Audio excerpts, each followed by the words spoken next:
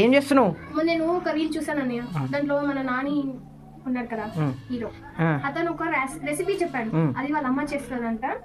ఏంటంటే టమాటా బిర్యానీ.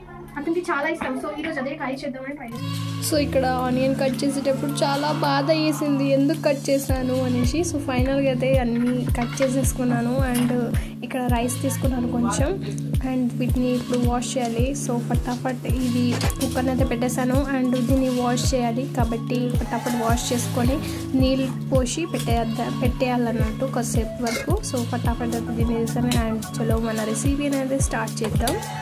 సో ఇక్కడ అయితే దీన్ని వెలిగించాను అండ్ ఇక్కడ కుక్కర్ని అయితే పెట్టేశాను. సో దీంట్లో మనం వేయాలి ఫస్ట్ ఆయిల్ అండ్ జీలకర్ర.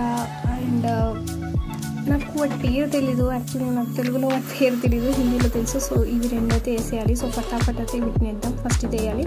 సో సెకండ్ మళ్ళీ కొంచెం వేసి మళ్ళీ ఇంకా ఇది తీసినదే వేసేయాలి, జీలకర్ర అండ్ ఇవన్నీ. సో ఇప్పుడు ఉల్లిగడ్డ పచ్చిమిర్చి అయితే వేసేస్తాను. సో వేసేసిన తర్వాత వీటిని కొంచెం ఫ్రై అయ్యే వరకు అయితే మనం దీన్ని తిప్పే ఉండాలన్నట్టు. సో ఇంకా మనం దీనిలో వేయాలి, మనం గార్లిక్ పేస్ట్ ఉంటుంది కదా అది వేయాలి. సో దాన్ని వేసేసాను. సో ఫైనల్గా ఇది దీనిలోకి. అండ్ ఇప్పుడు మనం టమాటా కట్ చేసాం కదా, ఆ టమాటాని కూడా వేసేయాలి ఫటాఫట్. సో దాన్ని కూడా నేను ఫటాఫట్ అయితే వేసేసాను. అండ్ ఇప్పుడు మనం దీన్ని మంచిగా మిక్స్ చేసిన తర్వాత 2 minutes వరకు దీన్ని క్లోజ్ చేయాలి. అంటే మూత పెట్టేసి 2 minutes వరకు అయితే దీన్ని క్లోజ్ చేద్దాం. సో ఫటాఫట్ అయితే దీన్ని క్లోజ్ చేద్దాం. అన్నీ అయిపోయినాయి కాబట్టి 2 minutes అయిపోయినాయి. 2 minutes అయితే అయిపోయినాయి. సో ఇప్పుడు దీన్ని ఓపెన్ చేసి దీన్ని మళ్ళీ తిప్పి మనం ఇందాక కడుక్కున్న రైస్ ఉంది కదా, సో ఆ రైస్ అనేది దీంట్లో వేసుకోవాలన్నట్టు. సో వితౌట్ టైం వేస్ట్ అయితే ఫటాఫట్ అయితే దీన్ని వేసేసాను ఇక్కడ. అండ్ దీన్ని వేసేసిన తర్వాత మంచిగా మిక్స్ అయితే చేసేయాలి, ఎందుకంటే మళ్ళీ మసాలా కింద ఉండిపోతుంది కదా. సో మంచిగా మిక్స్ అయితే చేసేయాలి. సో దాన్ని కూడా మిక్స్ చేసేసాను. అండ్ మనకి ఇప్పుడు 2 whistles అయితే రావాలి. సో ఆ 2 whistles వచ్చిన తర్వాత మనం దీన్ని అయిపోయి చేయాలి. సో ఇప్పుడు టైం మన దగ్గర అయితే వాచ్ లేదు కదా.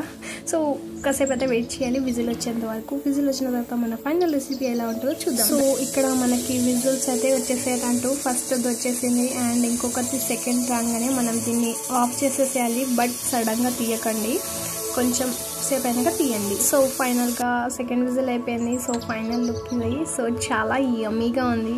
చూసారు కదా రెసిపీ ఎలా ఉందో కామెంట్ సెక్షన్లో రాయడం అస్సలు మర్చిపోవద్దు. ఇలాంటి మోర్ రెసిపీస్ కోసం నా ఛానల్ని సబ్స్క్రైబ్ చేసి బెల్ ఆన్ చేసుకోండి.